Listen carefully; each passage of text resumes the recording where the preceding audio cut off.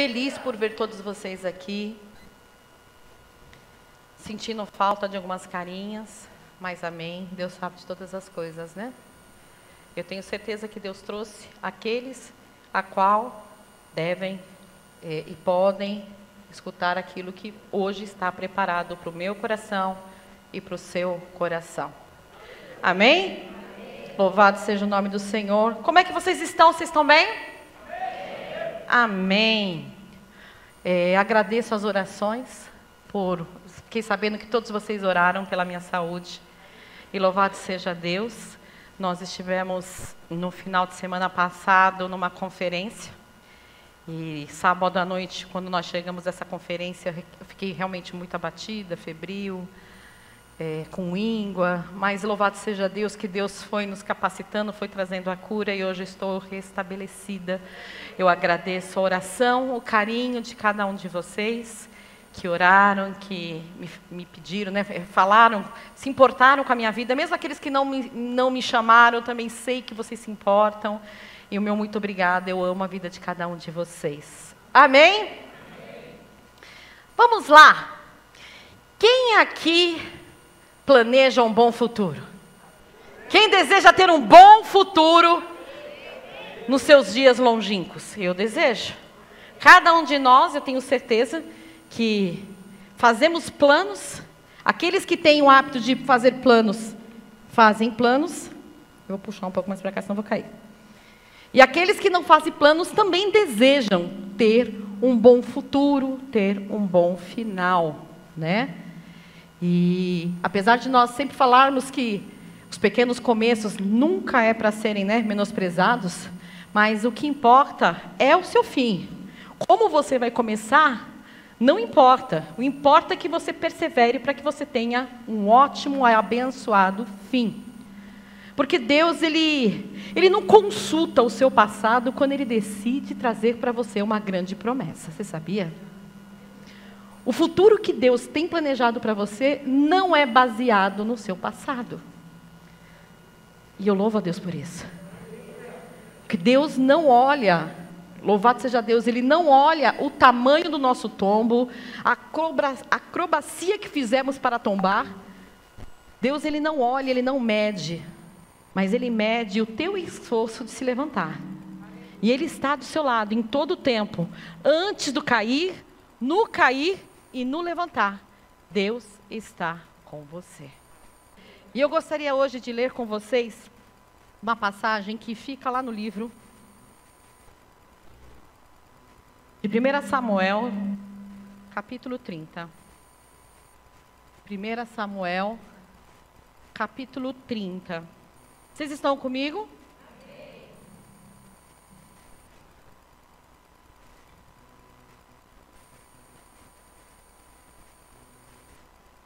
Eu não vou estar lendo, literalmente. Preciso do meu celular, pastor.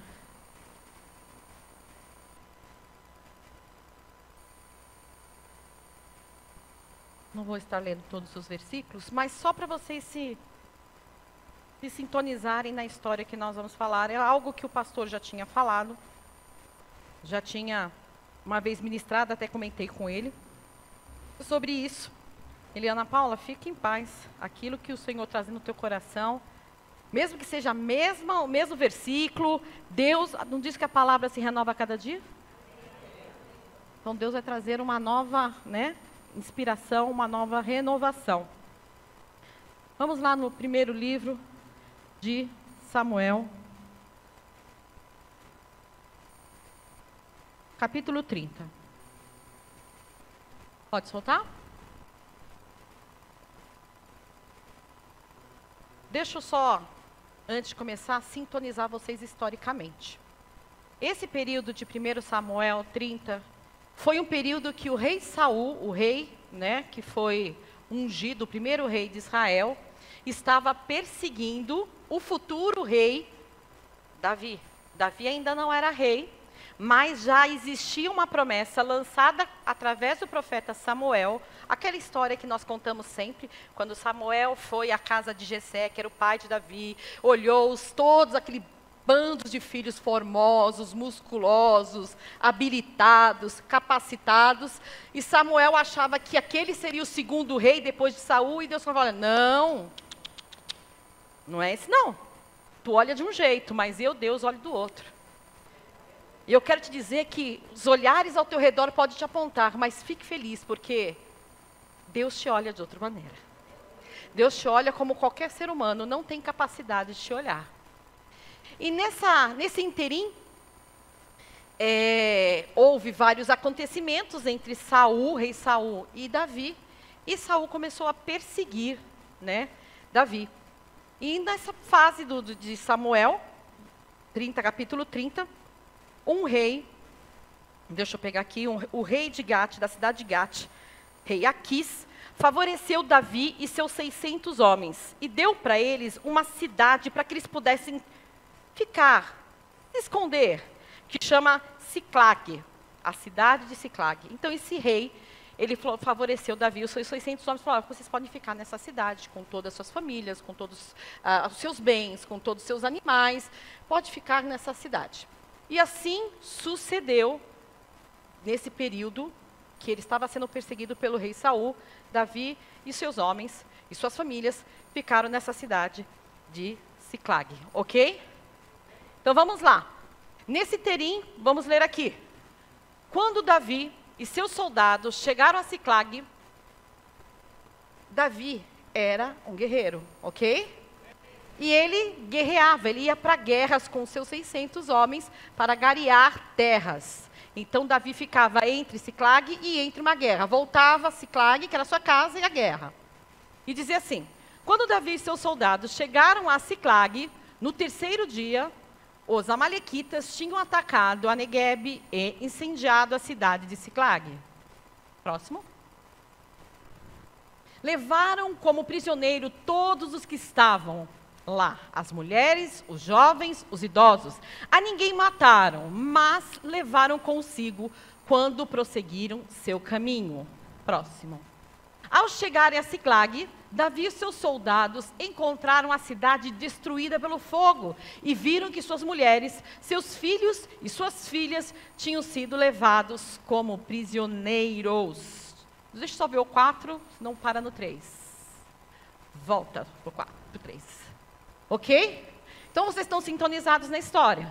Eles deviam estar numa guerra, eles estavam numa guerra, eles voltaram vitoriosos e chegaram à cidade e observaram que a cidade estava deserta e tudo aquilo que havia na cidade tinha sido incendiado. Não tinha na cidade, ninguém foi morto, quer dizer, todas as pessoas foram feitas prisioneiras, todos os seus bens saqueados e seus animais também. Ok? E é sobre isso que eu gostaria de estar falando. Depois a gente vai voltar no 4, Rodrigo. Coloca o post para mim, por favor, da ministração de hoje. É algo que eu sempre ministro, mas eu acho que se Deus bate tanto nessa tecla, é que a gente precisa se amadurecer, né? Deus lança uma promessa para um destino tremendo na tua vida. Mas entre ela, eu sempre falo, né? Entre a bênção, né? Entre a promessa e a bênção existe o deserto. Lembra que eu sempre falo isso? Vocês lembram? Pois é, entre a promessa e o destino, existe alguns acontecimentos que acontecem no deserto. E são mudanças. Quem gosta de mudança? Não estou falando de casa, ok? Não. Quem gosta de ser mudado? O nosso natural, no geral, não gosta de ser mudado. Por exemplo, o pastor Luciano tem um jeito, ele não gosta de ser mudado. Eu tenho outro, eu não gosto de ser mudado. O Natan tem outro, ele não gosta de ser mudado. Porque cada um de nós possuímos uma personalidade que vamos adquirindo conforme o tempo, conforme a educação, conforme a vida acadêmica, conforme a instrução dos pais, conforme a cultura daquele lugar que você habita. Você vai adquirindo e você vai criando em si um jeito de ser. Todos nós temos um jeito de ser. Vire para o seu irmão e fala, você tem um jeito de ser. Você tem um jeito de ser, e é seu jeito natural. É o famoso, eu nasci assim, eu cresci assim. Eu nasci assim. Pois é. Todos nós nos seguramos a nossa Gabriela dentro da gente. Verdade, a gente se segura, como ela se segurou no pau, naquele arrimo lá, sei lá como chama aquilo lá. A gente se segura essa Gabriela dentro da gente e a gente não quer mudar. A gente quer que todo mundo mude, menos a gente. E às vezes a gente questiona Deus. Poxa, Deus, eu te recebi como pai, o Senhor é meu pai, eu tenho te adorado, mas eu não vejo minha vida, sabe, para frente, nem para trás. Parece que as coisas estão meia mornas, meia xoxas. Eu quero te dizer algo. Deus tem um futuro abençoado, Deus tem um destino favorável para você. Mas até que você chegue nele, Ele te prometeu, e você chegue naquilo que Ele prometeu, é necessário que haja mudanças.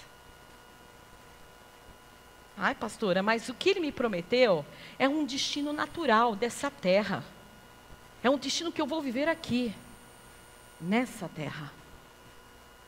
Concordo com você, é um destino dessa terra. Mas não esquece que você tem a sua eternidade ainda. E ela não será vivida naturalmente, sim, espiritualmente. Então aquilo que você semear amanhã você vai colher, com certeza. Mas é necessário até mesmo para todas as promessas, sejam naturais e espirituais, que Deus tem te prometido, é necessário que você abdique de coisas de você e se encha de coisas de Deus. É necessário que você permita ser mudado. É necessário que você permita ser forjado. É necessário que você se permita ser pressionado. O pastor ministra algumas coisas sobre pressão. Quando você vive uma situação de pressão, algo de você sai. Engraçadinhos, não vem falar que é gases, tá? Por exemplo, se eu tenho um vestibular para passar, para prestar, eu vou estudar muito. Eu vou ficar naquele momento de pressão. Eu preciso estudar. E durante aqueles dias vão ser dias angustiados. Eu vou ver todo mundo brincar, todo mundo pular, todo mundo ter sua vida e eu vou estar lá trancado estudando. Mas eu sei que isso é uma pressão necessária para que o melhor de mim seja extraído. Para que eu preste um vestibular e eu passe. Isso é na sua vida pessoal, isso é na sua vida matrimonial, isso é na sua vida acadêmica, isso é na sua vida de relacionamentos. Isso é algo básico que você vai levar para a sua vida inteira. Que mediante pressão, o melhor ou o pior de você, ele vai à tona. É como o azeite, ele é extraído através da pressão da azeitona. O vinho é extraído através da pressão da uva. O ouro é extraído, o puro ouro é extraído através do calor. O diamante, o puro diamante, é extraído da pedra bruta através da lapidação, que é um processo tenso, doloroso. Então entendam que toda situação de pressão, ela vai extrair algo de você. Seja bom ou seja ruim. Seja bom, como eu expliquei, ou seja ruim, num trânsito. Quem num trânsito, às vezes, é afoitado no trânsito e tem vontade de... É uma pressão que está te extraindo algo que não é bom. Ah, vocês riram porque é verdade. Eu louvo a Deus que eu não dirijo mais, mas graças a Deus, uma coisa que eu fiz antes, eu percebi antes, né, de parar de dirigir, é que essas situações de pressão, elas não me abalavam mais. Quando algum motorista me afoitava, eu olhava e falava, glória a Deus, você é um abençoado. E continuava lá, plena, divina. Por quê? Porque eu ganhava saúde para a minha alma. Quem ganhava? Era eu mesma. Então entendam, mediante pressão, Deus sempre extrai algo de você. E aqui, na história de Davi, quando ele chegou, né, e viu tudo queimado, todo aquele esforço que ele teve em fugir, conseguiu fazer aliança, o rei favoreceu, deixou eles morarem lá, pipipi, e eles começaram a prosperar nessa cidade. Você imagina você chegar, encontrar tudo vazio, saqueado e queimado? Você ficaria feliz? Não, você não ficaria feliz. Eu ia questionar, oh Deus, Estou lá, estou fazendo tua obra. Ou não estou fazendo tua obra, então os que não estão fazendo, falam, não estou fazendo tua obra, o Senhor precisa me consertar. Ah, pastor, eu não sou obrigada a fazer obra. Não, você não é obrigado a fazer. Mas não esqueça que você é filho de Deus. Mas além de filho, você é servo. Jesus deixou a sua natureza divina para viver na terra e servir. E se você diz, eu quero ser que nem Jesus, quero fazer as coisas que Jesus fazia, a primeira delas é servir. O teu propósito, qual é o meu chamado, pastora? Servir. Qual que é o meu propósito na terra? É servir alguém.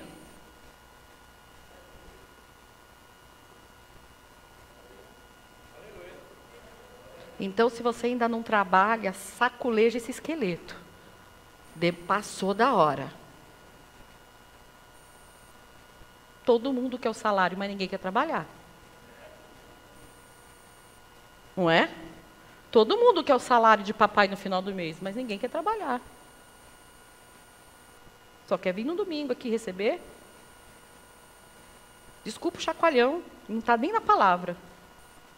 E não é direta e nem indireta, porque eu sou uma pessoa que estiver falar com você, eu chego para você e falo com você. Mas se o Espírito Santo está me direcionando para isso, amém. Sabe por quê? Vocês pararam para pensar quantas milhares de pessoas morrem diariamente e vão para o inferno porque você não quer ter compromisso com Deus? Porque você não está fazendo Mateus 28. Coloca Mateus 28 para mim.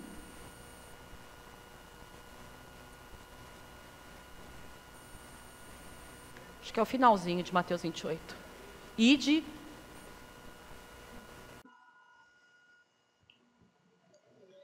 Espírito Santo, não sei como vai ser aqui, mas amém. Vamos.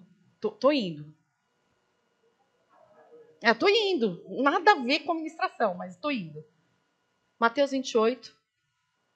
É bem o finalzinho de Mateus. Se bobear, o penúltimo, o último.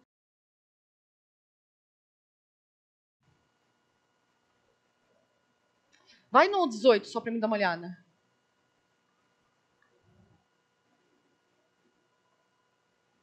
Vou ler esse aqui. Então Jesus aproximou-se deles e disse, foi-me dada toda a autoridade, nos céus e na terra. 19. Portanto, isso é para você. Vão e façam discípulos de todas as nações, batizando-os em nome do Pai, do Filho e do Espírito Santo, ensinando-os a obedecer tudo o que eu ordenei a vocês. E eu estarei sempre com vocês até o fim dos tempos. Esse é o teu comissionamento, esse é o teu chamado. Esse é o teu propósito. Se você ainda não faz, corre porque ainda dá tempo. A gente tem mania do crente danoninho, né?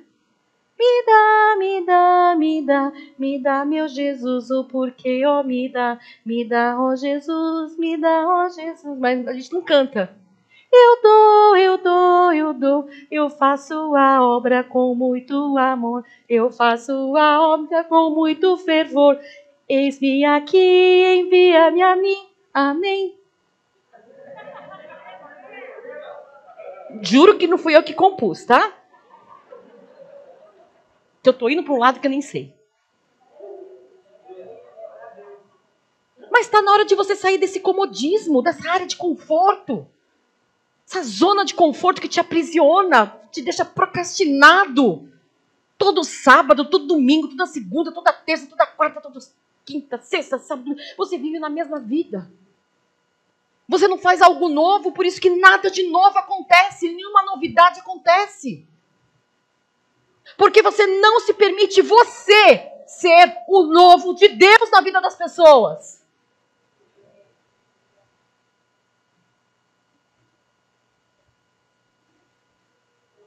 Está na hora de você se chacoalhar, de você fazer o ID, Mateus 28. Se você for em qualquer curso de teologia, eles vão falar que esse é o seu chamado. Independente da se é calvinista, se é anglicano, se é presbiteriano, se é batista, se é assembleiano, se é independente, renovado, pentecostal, todos, em unanimidade. Mateus 28 é o teu chamado. Porque se você não faz, você não serve. Você não está servindo. Pronto. Não que você não serve, Jesus te ama. Mas você não está servindo o propósito divino. Amém? Então vamos parar de ser crente danoninho, crente domingueiro, crente de quinta. Faça o seu ID todo dia, segunda a segunda. Não deixe de falar Jesus. A partir do momento que você recebe para si o propósito de Cristo, Cristo ele trabalha no teu destino. Amém? Vamos lá? Vamos voltar? Amém. Então vocês se sintonizaram. Obrigada, Rodrigo. Vocês se sintonizaram aqui, que foi isso que aconteceu. E toda fase de mudança, ela não é gostosa, né? Vamos lá, eu e o pastor, a gente usa nós porque a gente prefere nós mesmos, né? Pastor, quantas vezes decidimos nós fazer dieta? Quantas vezes prometemos não beberemos mais da pretinha gaseificada? Pois é. Quantas vezes nós falamos, vamos fazer a natação? Quantas vezes nós decidimos, vamos mudar. E não mudamos. Mas por quê? Eu vou falar algo que eu tive uma experiência. Há muitos anos atrás, eu passei por uma situação. E eu tive que fazer um tratamento psiquiátrico durante um tempo. E durante o tratamento psiquiátrico, quando você toma os remédios, ele acaba mexendo um pouquinho com o batimento cardíaco. E eu lembro que, por muitas vezes, o pastor me levou com um surto de pânico para o hospital para tomar diazepam na veia. E isso não é algo bom para quem sofreu ou sofre de depressão, síndrome do pânico, surto de ansiedade. Isso não é legal. É um mal que eu não desejo para ninguém. E eu lembro que, por muitas vezes, eu achava que estava infartando. Porque acontecia uma arritmia cardíaca, uma taquicardia, seja o que for. E eu achava que eu estava infartando. A partir do momento que eu comecei a sentir medo, essas situações, eu comecei a mudar a minha vida. Eu comecei a ser mais saudável. Eu sou uma pessoa que pouco como fritura, só quando realmente tem. Não cheguei lá, porque ainda a gaseificada ainda está na minha mesa. Mas eu chego lá. Mas entendo que toda situação adversa, quando chega para você, você decide mudar, você muda, quando a sua vida está em risco. Eu lembro que o meu falecido pai, ele fumou a vida inteira, desde os 14 anos. E com 51 anos, ele foi no médico, e o médico falou, olha, seu Botelho, ou o senhor para de fumar, ou o senhor vai morrer daqui a uns 6 meses. E eu lembro, porque minha mãe me contou, meu pai pegou um maço de cigarro, ele amassou, jogou no lixo do médico e nunca mais ele fumou. Também assim, o humor dele acabou, né? Mas quando ele se sentiu em perigo, em risco, ele decidiu mudar. E nós, seres humanos, toda vez que caímos numa situação difícil, uma situação de crise, de deserto, é que nós sentimos que realmente precisamos de Deus. Quando tudo está bem, você só vem de domingo. Você só vem para agradecer de domingo. Mas você esquece que o processo de pressão, de forja, ele é diário. Você não precisa de Deus só no domingo. Você precisa de Deus todos os dias.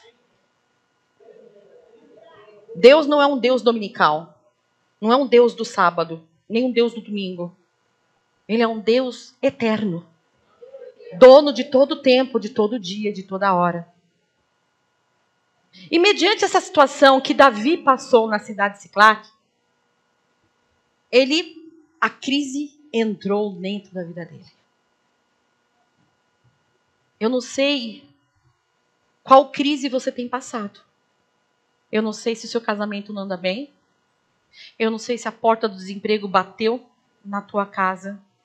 Eu não sei se você tem alguma parentela tua, infelizmente, desvirtuada de algum vício ou de alguma síndrome.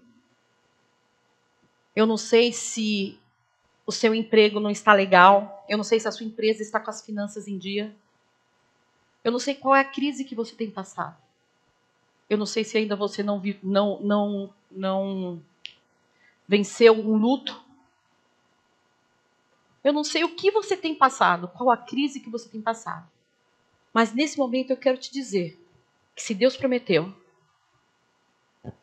se permita se mudar, para que o seu destino seja alcançado. A palavra de Deus, ela não volta vazia, isso diz a palavra. Aquilo que Ele prometeu, Ele é fiel e justo para cumprir. Tudo isso que eu estou te falando são versículos bíblicos. Ele zela para que a palavra dele se cumpra. Ele não é mentiroso e nem enganador. Então, se Ele prometeu e você se permitir ser mudado, você vai chegar no seu destino final. Você vai chegar. Vamos lá. Versículo 4 de 1 Samuel 30. Então, imagina que ele chegou e viu aquele momento de crise. Viu tudo sequestrado, saqueado, queimado. Então ele chegou, todo ele e os 600 homens viram aquela situação. Então Davi e seus soldados choraram em alta voz, até não terem mais forças. De repente você está nessa situação hoje. Você não tem mais o que fazer. Como diz o pastor, não tem mais recurso. Não tem de onde tirar. Você pode ter o guru mais Marvel do teu lado. Nenhuma mudança acontece. Porque o teu guru tem que ser o Pai. Criador dos céus e da terra. O teu Criador. O que te habilitou a ter vida. E a viver essa vida. Versículo 5. As duas mulheres de Davi também tinham sido levadas. Ainoã de Jezreel e Abigail de Carmelo. A que fora mulher de Nabal. 6. Davi ficou profundamente angustiado, pois os homens falavam em apedrejá-lo. Quer dizer, os 600 homens, todo mundo, além dele ter perdido a família, os filhos, o gado, os seus pertences, os seus bens e riquezas, os 600 homens se voltaram contra ele. Vamos apedrejar Davi, porque ele nos tirou daqui para nos colocar em guerra, para quando a gente chegasse. Quer dizer, além de Davi ter perdido aquilo que era teu, ele foi responsabilizado pelo dos outros. Todos estavam amargurados por causa de seus filhos e de suas filhas. Davi, porém, fortaleceu-se no Senhor, o seu Deus. Então Davi disse ao sacerdote Abiatar, filho de Aimeleque, traga-me o colete sacerdotal. Abiatar o trouxe a Davi. E ele perguntou ao Senhor, devo perseguir esse bando de invasores? Irei alcançá-los? O Senhor respondeu, persiga-os. É certo que você os alcançará e conseguirá libertar os prisioneiros. 9. Davi e seus 600 homens que estavam com ele foram ao ribeiro de Persor, onde ficaram alguns, pois 200 deles estavam exaustos demais para atravessar o ribeiro. Todavia, Davi e os 400 restantes, os 400 homens continuaram a perseguição. Isso aqui eu não vou estar falando sobre isso, mas em resumo, no finalzinho, eles conseguiram, esse egípcio, eu não vou contar a história desse egípcio, mas esse egípcio ajudou o Davi e os 400 homens que estavam com ele a achar os amalequitas. E aí, Davi e os seus homens foram contra os amalequitas que estavam já espalhados, não estavam concentrados, mas estavam espalhados, e conseguiu retomar todas as pessoas, todos os bens, todas as riquezas, todos os animais. eles conseguiram voltar para a cidade com tudo que era deles. Amém? Amém. Pastor, mas e aí? Promessa? Mudança? Destino? Vocês lembram que Deus tinha prometido para Davi? Qual que era a promessa maior de Deus para Davi? Alguém sabe me dizer? Ah, minha pichoca. O que é mesmo? Ser rei. Essa era a promessa maior de Davi. Não era ter muitas esposas, muitos filhos, muitas riquezas, mas era ter rei. A primeira promessa que ele recebeu foi que ele seria rei, quando Samuel o ungiu como rei. Entenda, entre o período dele ser rei, dele ter recebido a promessa e dele ter sido rei, existia um período de tempo. Vocês sabiam? Pastora, demorou muito? Demorou. 40 anos. Para você tá bom?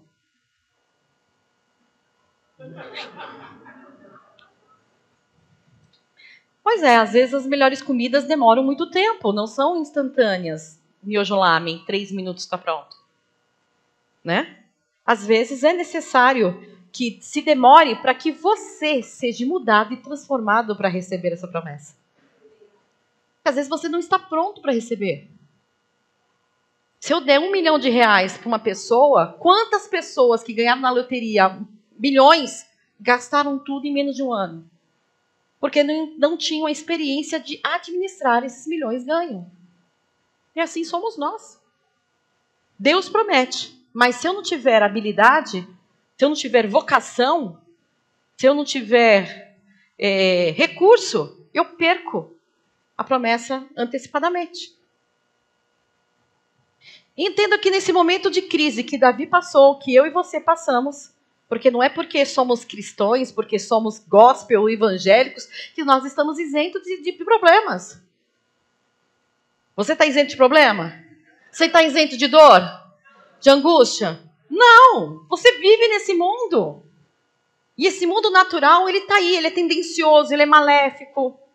É um mundo que eu falo, né, que valoriza status, valoriza um corpo perfeito que não existe, um intelecto deturpado. É um mundo que não tem Deus. É um mundo, literalmente, que não tem Deus. Então não se permita ser influenciado por esse mundo natural, porque ele não te pertence. Amém? E Davi, ele tinha uma promessa. Mas entre essa promessa e o destino final de Davi, quantas histórias de Davi você já não escutou? Quando ele matou o leão, o urso. Quando ele foi chamado por Samuel para ser ungido. Quando ele lutou com Golias. O que mais? Quando ele tocava a harpa para Saul e os demônios eram expulsos. Quando ele entrou na cidade todo feliz e Mical, a primeira esposa dele, olhou debochando ele lá.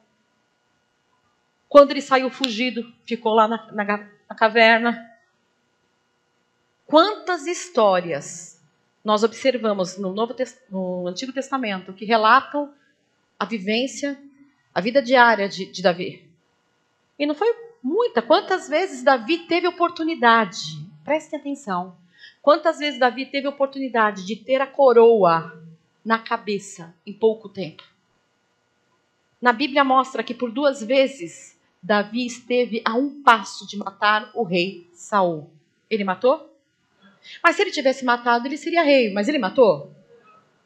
Porque ele sabia que não era na força dele. Ele seria estabelecido como rei na força de Deus. Porque o tempo de Deus é melhor. Mas por que o tempo de Deus é melhor? Porque Deus tem uma visão da tua vida completa, desde o seu primeiro respirar até o último. Você não tem esse poder. Você não tem essa sabedoria. Você não tem esse conhecimento. Você não é onisciente, onipresente, onipotente. E nem tem a presciência que é, eu falo, né, a habilidade de conhecer presente, passado e futuro, coisa que só Deus tem. Nem Cristo tem, porque Cristo mesmo não sabe o dia que ele voltará para nos resgatar. Você sabia que esse dia só Deus sabe? O Senhor conhece, Deus conhece todo o quadro da sua vida. E por que não confiar que Ele te mude? Por que não confiar nas orientações do Pai? Por que não se permitir confiar no que você está passando, se entregar a Ele a tua vida para que Ele administre a ponto de você ser mudado e você chegar ao seu destino final? A tua visão é muito limitada. Nós, seres humanos, vivemos pelo momento, pelo agora. Nós batalhamos diariamente para ser feliz hoje. E amanhã batalharemos o dia de amanhã. E depois de amanhã, depois de amanhã. E sempre torcendo para que um dia seja melhor que o outro. Está na hora de se mudar. Está na hora de você colocar. A igreja da criança está bombando. As professoras também.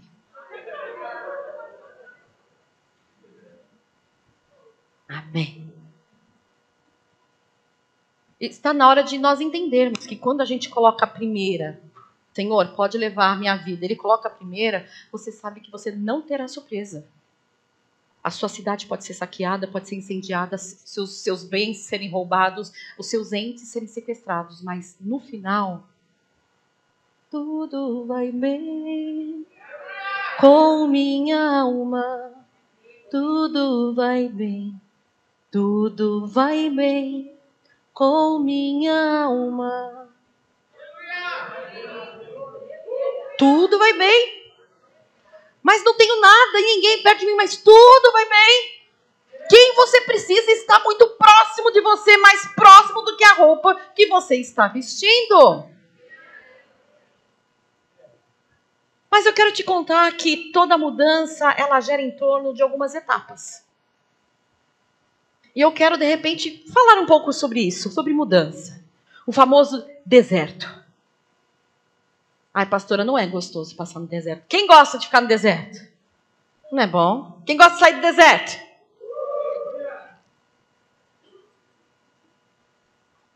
O deserto é um local improvável onde Deus habilita seus grandes milagres. O deserto é um lugar improvável, mas onde Deus habilita seus grandes milagres. Por quê, pastora? Vamos lá. Vamos lá para o Egito. O povo de Deus saiu do Egito. Moisés chegou lá. Faraó, deixa meu povo ir. Não deixa não. Deixa meu povo ir, não deixa não. Então tá bom. Então aguenta as pontas aí com Deus. E foi 10 pragas, uma atrás da outra. Até que após a 10ª praga, a morte dos primogênitos. O faraó falou, não, chega, não quero mais não. Vai-te embora. Moisés, pega sua trupe e vai-te embora, não quero nada. Ainda faz o seguinte, vai-te embora com tudo, com gado, tudo que vocês conseguiram aqui, vocês levam. E resumindo até, os egípcios começaram a dar até ouro, começaram a dar os bens para eles irem embora bem rápido de lá. Então eles entraram pobre, viraram escravo e saíram do Egito rico. Dá para entender isso? Eles não eram assalariados, eles eram escravos. E saíram rico. Isso que Deus tem para você. Você pode estar se achando escravo de uma situação, de uma angústia, de uma perda, de um luto. Mas Deus vai fazer você sair desse deserto próspero e abençoada.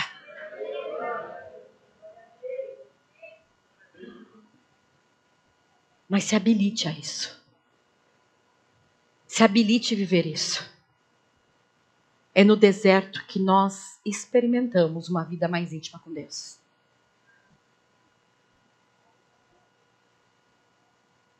Quem é que viu o Mar Vermelho se abrir? O povo de Israel. Que era esse. Quem viu o maná descer do céu? Aonde foi? No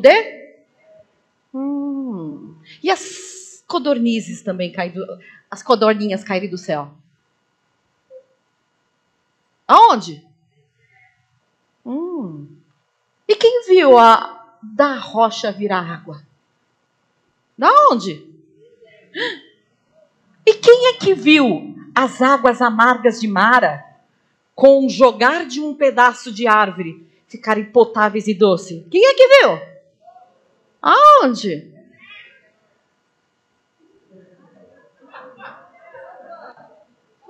É nos lugares improváveis que Deus se manifesta. Um povo que não tinha saída foi colocado numa terra onde tinha menos saída ainda, para que eles experimentassem todas as saídas de Deus. É só quando a porta se fecha que você experimenta. A porta abriu. É só na sua escassez que você experimenta a porta, ó, e Deus te trazendo a provisão. É só no momento de sofrimento que você se permite viver o acalanto, a proteção de Deus, para que você saia restaurado. Pare de culpar os outros.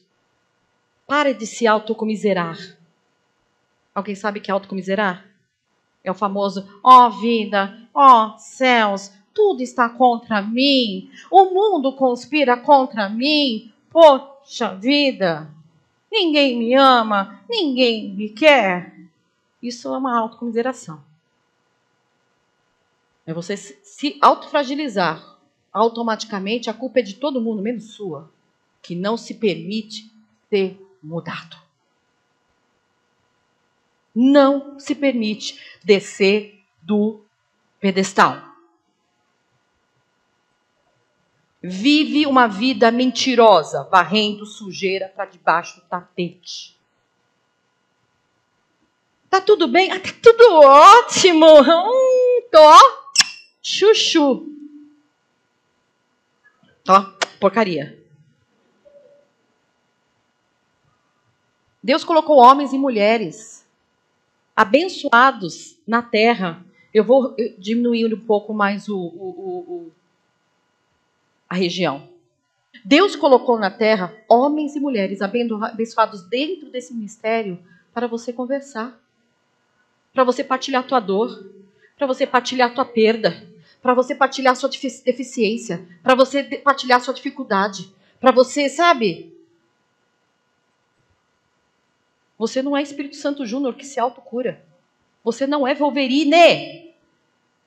Para quem não sabe, Wolverine é um X-Men, é um super-herói que tem o poder de fator cura. Então, se ele se machuca, ele se cura sozinho. Explicando. É que muita gente, né? Só a gente que vê muito super-herói, né, amor? Mas você não é Wolverine, você não tem o fator cura. Se machucou, me curo sozinho. Você precisa de alguém. Você precisa de alguém. Deus nos colocou na terra para ter relacionamento. Por que ele criou Adão e Eva? Porque Deus desejava ter relacionamento com o homem. E criou Eva porque ele viu que Adão precisava se relacionar também com alguém da mesma espécie. A gente não está nessa vida para ser um ermitão. Guardar o problema para si. Você acaba se inflando com a tua dor. E depois vem na igreja e canta. Somos corpo, assim bem ajustado. Total, eu preciso. Ainda olha para o irmão e dá sorrir. Eu preciso de ti, querido irmão. Precioso és para mim. Mas não tem a iniciativa de... Nós temos abençoados pastores, ministros, pessoas de confiança que se fundamentam na palavra para poder te ajudar. Moisés, quando não dava conta do povo, o seu sogro Jetro falou: olha, você não dá conta sozinho, não, nego. Divide aí os homens de tua confiança, porque não dá. E se não deu para Moisés, o que diria para nós? A medicina explica, através de estudos científicos, que quando a gente se expõe sobre uma dor, a gente começa a promover a cura. Eu não sou uma pastora contra a terapia, contra a psicologia, não. Deus habilitou profissionais para nos ajudar. E nós temos profissionais dos céus aqui. Voltando. Promessa, mudança, destino. Então ela tem algumas fases que eu gostaria de partilhar com vocês. A primeira fase da crise. Essa crise de Davi, quando ele chegou, é inquietação. Quantos de vocês já passaram por situações que ainda nem até acontecido na sua vida? Você pensa, cara, eu estou inquieta. Tem alguma coisa pegando. Não sei o que é. Quem já passou por situação assim? Vem uma inquietação que você não sabe. Você sabe que até que existe problema, mas está tão longe. A crise está tão longe, está tão... Mas você começa a ficar inquieto. Você começa a ver que as contas não batem. Você começa a ver as pessoas se voltando contra ou se silenciando ao teu lado. E aí você começa a perceber que algo não está certo. Isso você começa a criar em você essa primeira fase de inquietação, que é uma fase de desconforto. Em Jó 30, 27, eu vou pedir, Rodrigo, sua ajuda agora, tá? Eu preciso ser rápida. Jó 30, versículo 27. Nunca para a agitação dentro de mim. Dias de sofrimento me confrontam.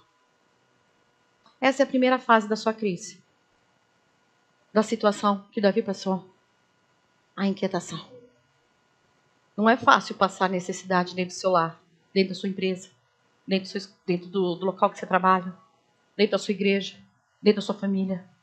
Isso te gera uma inquietação, um desconforto, que não te faz bem. Então, nesses momentos, fique atento aos sinais. Fique atento aos sinais. Porque Deus quer te dar vitória. Fique atento aos sinais. A segunda fase é a fase literalmente da crise. Onde o sentimento que você mais sente. No primeiro era desconforto. Nessa segunda fase, você sente dor.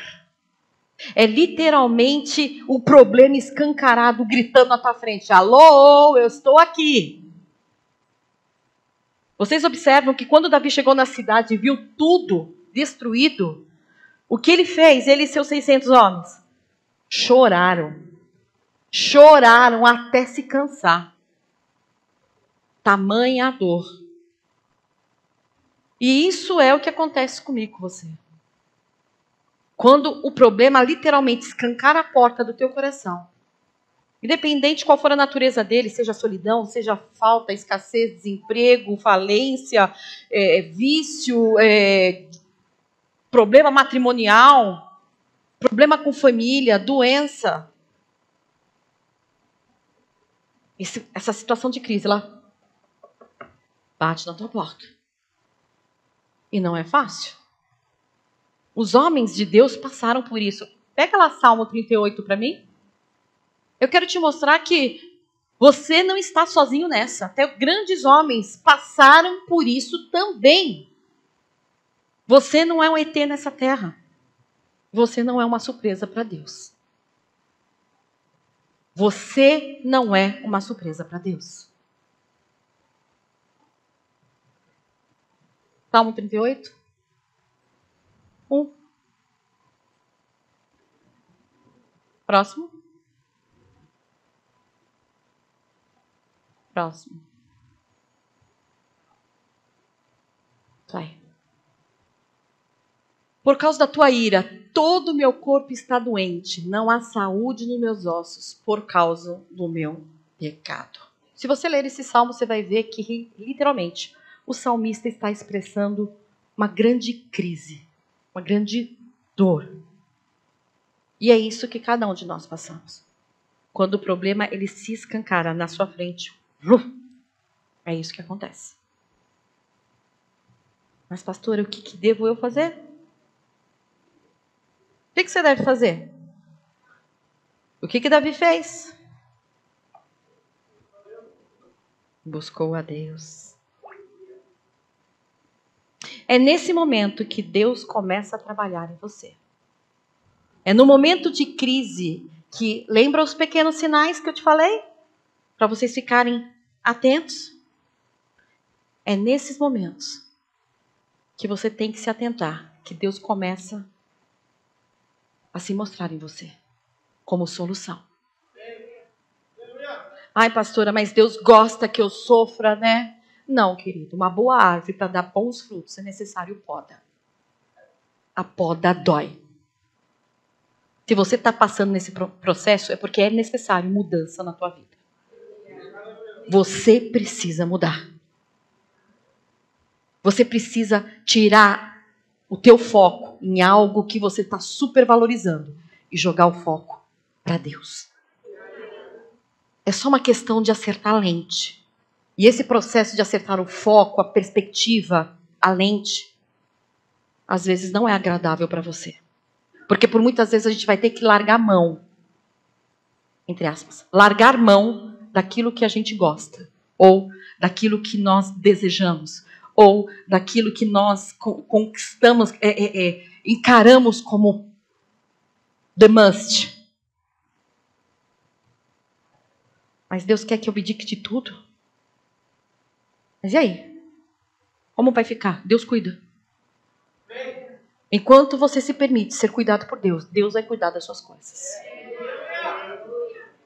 E assim foi com Davi. Chorou, chorou, chorou, chorou. E aí? Ele teve que entrar na terceira fase, que é a fase da escolha. É nesse momento que entra o eita Deus.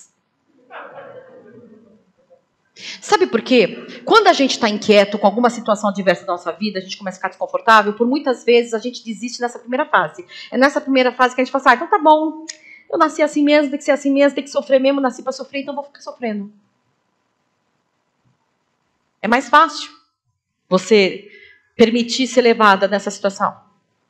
Ou você entrar na segunda fase, na fase da dor, né? Na fase literalmente da crise. E você falar, isso é minha sina. Eu nasci com uma sina. Gente, em nome de Jesus, pega essa sina, joga ela lá na Avenida Mutinga. Você não é uma pessoa de sina. Você é uma pessoa que tem um destino. Que foi sonhado por Deus. Ah, mas tudo de ruim acontece comigo. Então, a partir do momento, se permite mudar para tudo de bom começar a acontecer. Você é filha de Deus, você é filho de Deus que nasceu com sina. Nesse momento de dor, se permita ser confrontado por Deus. Permita a poda. Permita a poda. Durante esse deserto, os 40 anos que o povo de Deus ficou com Moisés, eles foram constantemente podados. Mas os valentes que saíram realmente abençoados.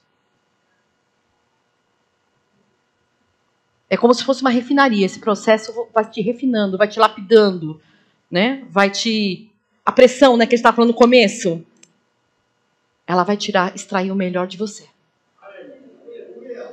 Então, nessa fase de decisão, é nessa fase de decisão que Deus ele se encontra com a gente, assim, ó, Deus ele se encontra com a gente no momento da decisão. Porque é nesse momento que você vai fazer assim, ou eu permaneço na dor, ou eu decido mudar.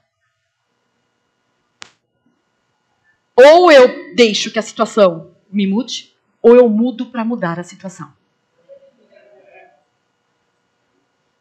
E é esse mudar para mudar a situação que eu quero chegar com você. Se permita ser mudado por Deus. Saia dessa zona de conforto. Saia desse conformismo. Saia dessa situação de ficar cultuando a Deus de uma maneira tão superficial. Eu cultuo a Deus das 6h30 às 8h30. todo domingo. Sai desse conformismo. Mergulhe em Deus. E se enraize em Deus. Que as suas bases, família, vida acadêmica, vida profissional, vida familiar, vida fraterna com amigos, que todas essas bases estejam arraizadas em Deus. Porque quando é arraizado em Deus, aquilo que é de Deus começa a suprir todas essas suas áreas. E tudo que é nocivo fica bom. Amém? Mas é nessa fase de escolha, se você escolher se permitir ser mudado, é que a dor aumenta. Cuidado do celular, porque eu tenho um poder de concentração que é muito pequenininho. Eu me desconcentro muito rápido. Eu peço que você silencie o celular. Mas é nessa fase de escolha que a dor aumenta. Você sabia? Quando você vai fazer a dieta? Quem já fez dieta aqui? Eu nem vou levantar minha mão porque é uma vergonha. Os primeiros dias de dieta foi fácil? E os outros? Quando você fala, vou para uma academia porque eu quero ficar fitness. João, os primeiros dias é fácil? Dói todos os músculos? As banhas, tudo? E depois? Não vou falar banho que você não tem. Mas e depois fica mais tranquilo? Depois de um tempo fica tranquilo. A dor diminui. É assim a fase da escolha.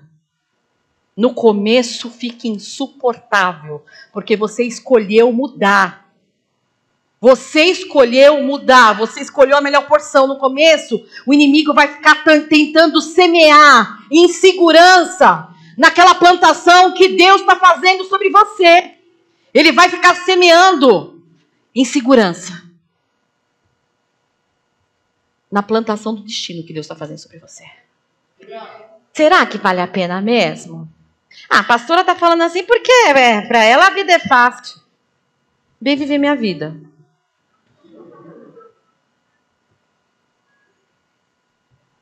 Minha vida não é ganha como de nenhum de vocês são.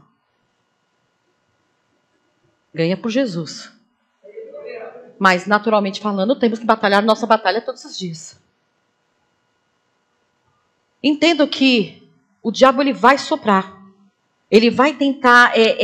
não permita que ele plante segurança onde Deus plantou destino. Não permita que o inimigo semeie insegurança onde Deus plantou destino.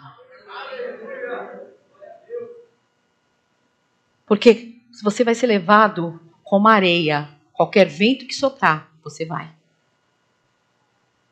Que você decida que a sua construção esteja firmada na rocha. Aonde vai continuar vindo vento, vai continuar vindo tempestade, vai continuar vindo onda forte, vai continuar vindo maremoto, terremoto, todos os motos, vai vir. Mas a sua base, o seu alicerce, não será mexido. Seu cabelo pode até ficar assim, ó, arrupiada. Mas depois você vai dar uma ajeitadinha aqui, joga pra cá, pronto. Fiquei bem. E essa fase da escolha Davi teve. Ele poderia ter ficado na cidade chorando todos os dias. E o que ele falou? Chegou para o sacerdote e falou: sacerdote, pega lá o quê? A roupa sacerdotal, vamos orar. Vamos mudar essa situação. Eu tenho duas escolhas. Ou eu fico chorando, ou eu bato a poeira, sacudo e dou a volta por cima. Fulano, traz aí. Vamos orar. Eu estou te convidando para isso. Literalmente, eu estou te convidando para isso. Para você, ó, sacudir essa poeira, dessa crise. Levantar e dar a volta por cima. Pegue o seu manto sacerdotal hoje, ó. Mas não tira na segunda-feira, senão você vai tomar as bolachas. Bota no domingo e na quinta. E na segunda até quarta, lará, lará, lará, lará. Querido, escolhe agora o que você quer, nego. Não dá para servir dois senhores. Não dá. Cachorro com 2 donos morre de... E aí, Davi buscou a Deus. E Deus o direcionou. E eu tenho certeza que Deus lançou algo sobre a vida dele. Coloca lá em 1 Samuel 36, a parte C. Estamos terminando.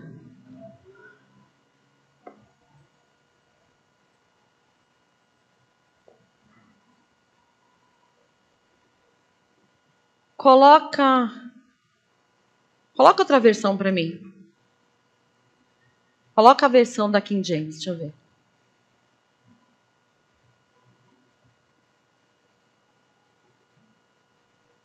Eu vou deixar um pouco nessa. Na parte C, aqui diz assim: Davi, entretanto, encontrou ânimo em Yahvé, Senhor, seu Deus. Em outras versões, Davi, entretanto, encontrou confiança em Yahvé, Senhor, teu Deus. Chegou a hora de você depositar aquilo que você tem. Sua confiança. Na hora de você depositar a sua confiança ou a sua fé. Deixa eu explicar algo sobre fé. Pastora, eu não estou bem, então minha fé não está legal. Não estou legal. Hoje eu briguei com o pastor Luciano. Vamos falar eu, vai. Briguei com o pastor Luciano, ele não deixou o polenguinho para mim comer hoje. Então fiquei muito brava. Ah, não tem essa história do polenguinho, eu tô criando uma história. Mas eu gosto de polenguinho. E eu estou muito brava. Então esse é meu sentimento com ele, estou brava. Eu já sou brava, né, pastor? Mas eu tenho momentos de mansidão. Olha lá, tá vendo a mulherada? Tudo, né? Eu tenho tudo filhas parecidas comigo. Boa parte, 90% dessas mulheres, tudo brava. Maridos, ame-as, ame-as. A palavra diz para você amar. Você não seria o homem que você é se não tivesse a brabeza da sua mulher.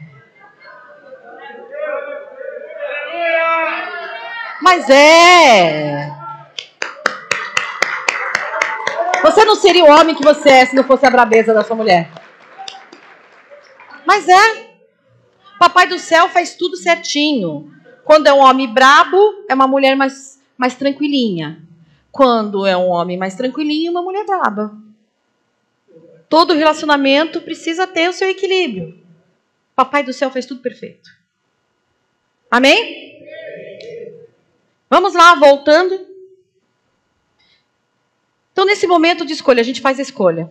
Aí a gente entra para uma nova fase, que é a fase da compreensão. Quando a gente convida Deus a entrar na nossa vida e se permitir ser mudado, a gente entra numa fase que a gente começa a... Lembra daquilo que eu falei? Os sinais? Vocês começam a ver outros sinais. Vocês começam a ver algo assim diferente. Vocês começam a ver que parece que as coisas estão querendo se encaixar. Parece que as coisas estão ficando mais leves. Parece que você não está se importando mais com a opinião alheia. Com o apontamento alheio. Parece que você não se importa mais que a sua conta está com saldo menos. O seu humor não é mais levado pelo saldo da sua conta.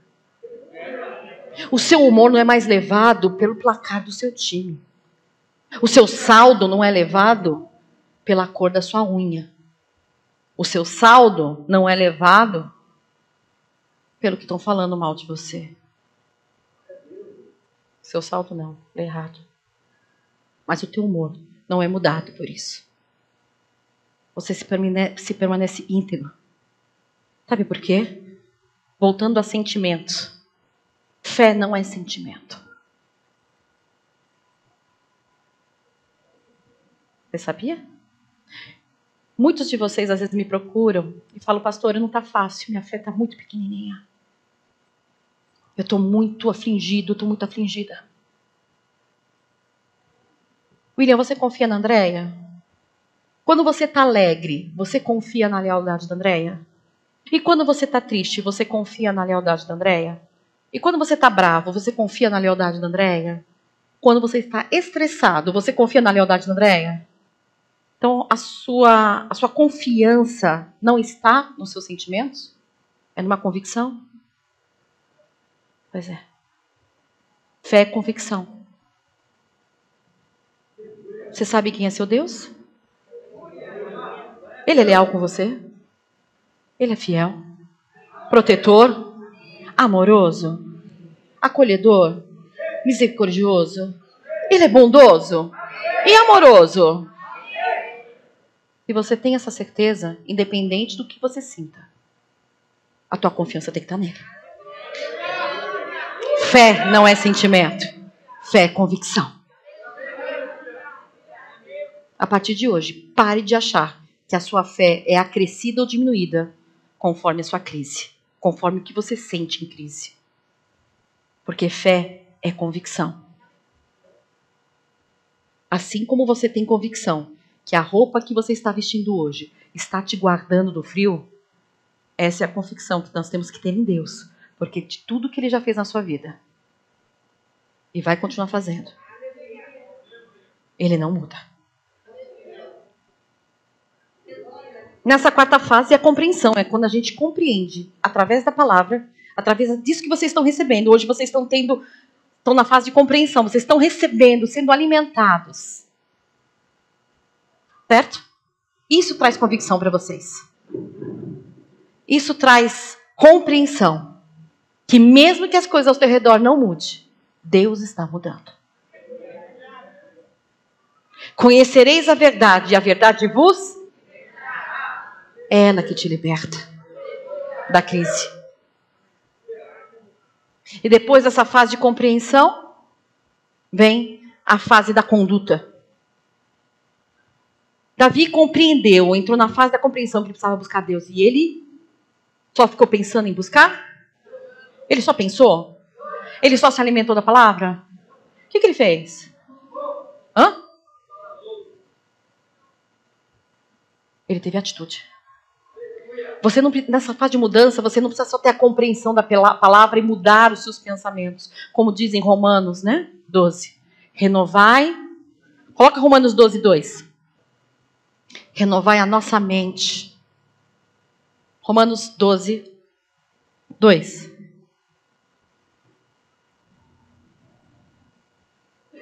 Então, não vos amoldeis pelo sistema deste mundo, mas sejam transformados pela renovação das vossas mentes, para que experimenteis qual seja a boa, agradável e perfeita vontade de Deus. Na compreensão você recebe a palavra, porque a palavra que liberta, receber, a verdade que te liberta. Então você recebe, compreende e se alimenta. E começa a sentir que coisas estão acontecendo, mesmo que você não veja. Mas na fase da conduta é necessário que tudo isso que você está compreendendo, você coloque em prática. Porque para nada adianta você renovar a sua mente se você não tiver conduta, comportamento, atitude que convém com aquilo que você está sendo transformado e renovado. Vocês observam que Davi recebeu. Ele recebeu a palavra que ele ia ganhar a batalha? Recebeu, não recebeu? E ele ficou em casa esperando a batalha acontecer? Ele foi. Aquilo que ele recebeu, ele fez uso. Ele mudou o seu comportamento. Ele saiu da situação de choro, de angústia, de choro, de escolha e compreensão. E entrou na situação de conduta. Ele arregaçou as mangas. E ele foi. Confiando que Deus ia dar vitória. A confiança não estava nos sentimentos. A confiança estava na certeza de quem era Deus na vida dele. E a última fase dessa mudança é compromisso. Para nada adianta se eu mudar se não tiver compromisso em permanecer. Eu erro, Eu entendo, eu inquieto, aí eu tenho o processo de crise, dor, aí eu vou para o processo de escolha, escolho mudar, aí eu vou para o processo de compreensão, eu compreendo que a palavra, entendo que ela me direciona para uma mudança, eu me permito ser mudado, aí eu tenho atitudes de mudança. Se eu não tiver o compromisso de perseverar continuamente nisso, eu volto para estaca zero. Eu volto para cá. Para outra situação que vai me trazer dor. Vocês entenderam? É necessário que você tenha um compromisso nessa mudança. Um compromisso que nessa área você vai mudar e não vai voltar atrás. Isso não te isenta de outras dores, de outras crises. Porque no mundo, o Senhor Jesus disse que a gente teria aflição. Como eu falei no começo, nós não somos isentos disso. Mas você vai estar mais pronto para toda e qualquer situação de crise e deserto que aparecer em você. Entenda uma coisa. Os planos de Deus são de paz para a sua vida. Os planos de Deus é que você viva em prosperidade. Os planos de Deus é que aqui na terra você viva o que Ele já te preparou lá no céu. Ou você vai achar que você vai viver na eternidade num lugar escasso, num lugar triste, num lugar angustiado, num lugar onde há choro. O céu não é assim. O lugar que Deus tem preparado para cada um de nós não é assim. Mas Deus já tem preparado aqui na terra momentos para que você se acostume o que você vai viver no céu. Volto a falar, fé não é sentimento. Mude essa sua convicção. Mude para que a sua vida seja mudada. Para que você, a partir de hoje, comece a viver o sobrenatural de Deus. Amém? Se coloque de pé.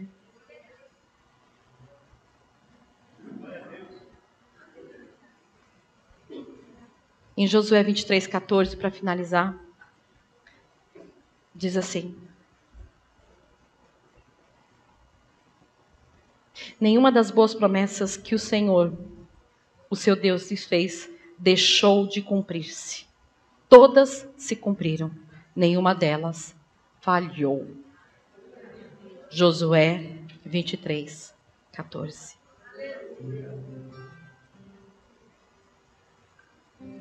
Então, 8h30, nós estamos praticamente encerrando. Pastora, mas eu estou fraca, eu estou fraco. Entendem, no livro de Coríntios diz que o poder de Deus se aperfeiçoa na nossa fraqueza. É quando você reconhece que você precisa dele. É que ele lança sobre você tudo que é dele. Quando você reconhece que você é filho e que você precisa do colo do Pai, é que ele abre os seus braços de amor e te recebe.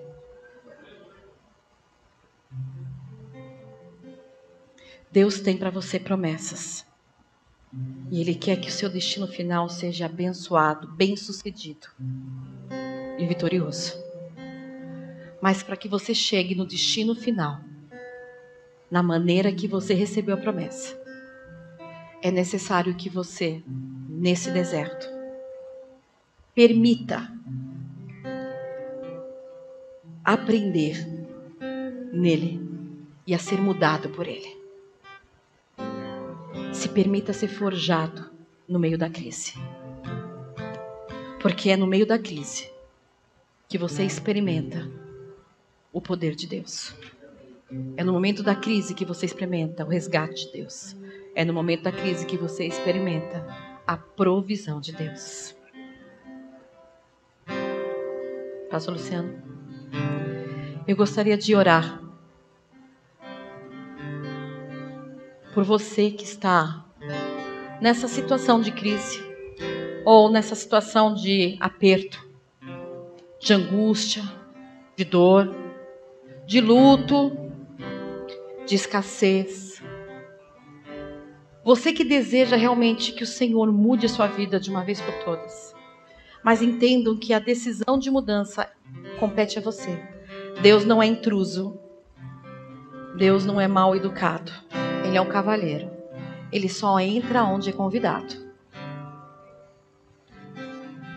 E eu gostaria de saber se tem alguém que gostaria de receber o Senhor como o seu Pai, o seu Senhor, o seu Salvador. Eu sei que os dias são maus. E eles não vão te deixar de ser maus. Mas você vai estar sendo blindada por Deus. Diz a palavra que praga alguma chegaria à tua tenda. Que uma porção cairia de um lado, outra porção do outro lado. E você não será atingido. Isso são promessas. Uma das muitas que Deus tem. Mas para que você a receba, é necessário você recebê-lo. Receber o dono da promessa. Receber o construtor do teu destino final. Eu gostaria de saber se conosco tem alguém que gostaria aqui de voltar para Jesus, de voltar para os caminhos de Deus, de ser acolhido, de se sentir pertencido aos braços do Pai. Ou, se você ainda não conhece o Papai do Céu como nós conhecemos, como nosso Pai amoroso, cuidador, e você deseja recebê-lo na sua vida hoje, recebê-lo como Senhor e Salvador, dê um sinal com a sua mão. Existe alguém que gostaria de receber o Senhor Jesus? Gostaria de voltar para os caminhos do Pai? Aonde? Amém. Eu vou até aí, tá? Papai só quer cuidar. O prazer de Deus não é só te lançar promessas, mas o prazer dele maior é comemorar com você as suas vitórias. Ele tem prazer de te ver bem.